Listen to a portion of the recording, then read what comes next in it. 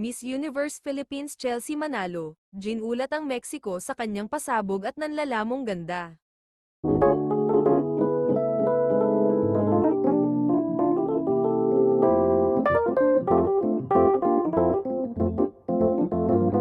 Bago ang flight ni Chelsea Manalo sa Mexico, marami ang mga komento mula sa mga pageant fans na tila ba wala daw ingay si Chelsea at napakatahimik. Di gaya ng mga previous Philippines representatives na pagkapanalo pa lamang ay maingay na at kaliwat kanan na ang mga ganap, marami namang ganap si Chelsea, but hindi pa rin kasing ingay ng mga nagdaang representative gaya na lamang ng ingay noon sa time ni Celeste Cortesi. Maaaring strategy na rin ito ng MoPH organization to protect her from bashers na pwede makasira sa concentration at focus niya sa kanyang paparating na laban, at ito na nga, sa kanyang arrival OOTD, tinire ng malala si Chelsea at ang organization dahil sa walang impact na outfit at hindi umano nababagay kay Chelsea. Marami pa ang nagsabi na maaaring matabyunan si Chelsea ng mga maladyosang nagdaratingan doon at maging dahilan para mawala na siya sa hot picks ng mga kilalang pageant pages. Ngunit pagdating niya doon, gulat ang lahat, lalo na ang owner na si Anjac Ratutotip, na di mapigilan ang magsabi ng I love you ng paulit-ulit kay Chelsea nang makaharap ito ng personal at makausap.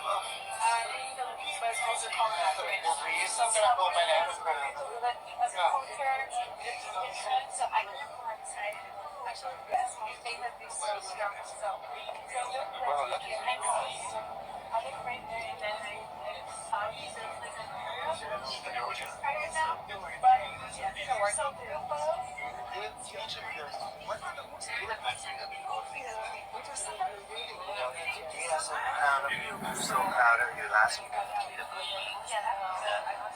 This year, we are so proud you will be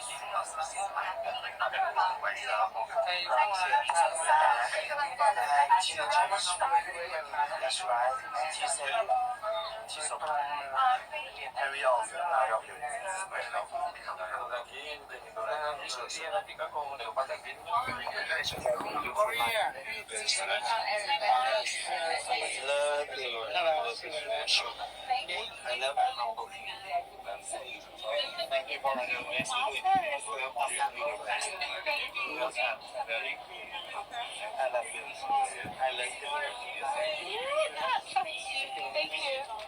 Maging ang co-owner na si Mr. Raul Rocha ay hindi rin mapigilan ang mas starstruck kay Chelsea Manalo kaya hindi ito maawat sa pakikipagkamay at pakikipag-usap with eye-to-eye contact sa kanya, habang ang iba namang candidates na nasa paligid lamang ay tila ba hindi nito nakikita.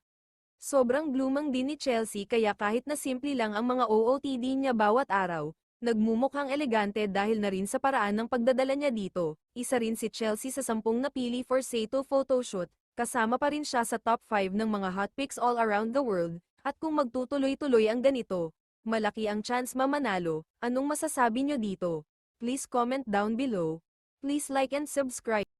Thank you.